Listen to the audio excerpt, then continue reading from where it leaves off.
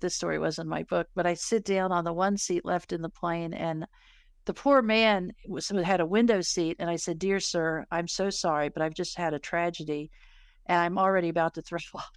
Could I sit near the window? It'll help with the air sickness." And God bless him, he did.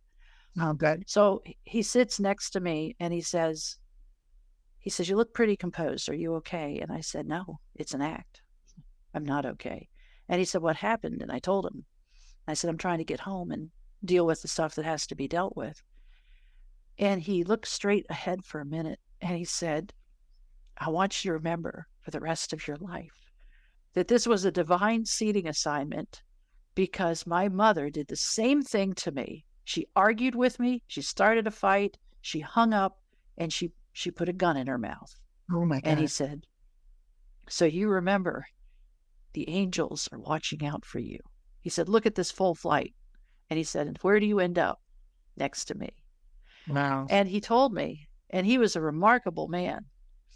He told me, he said, "Believe it or not, there's going to be a day where you realize you went a minute without thinking about this. And then there's going to be a day where you go 5 minutes without thinking about it. And one day you'll forgive yourself." Because they start arguments to get themselves emotionally charged up to do this horrible thing. This has nothing to do with you said, he said, she said. It's just a way of putting a little disconnect there.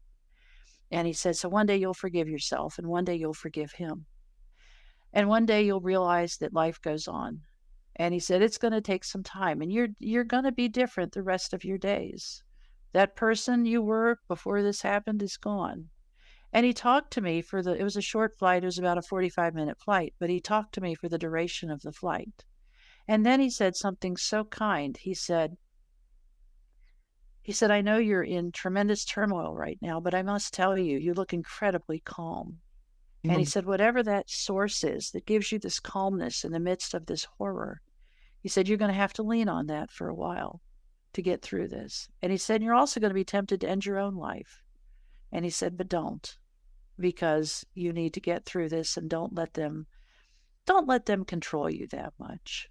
And Right. I thought, wow, that's really good. And I remember it. I was in Power. shock, That's but I powerful. remember that conversation.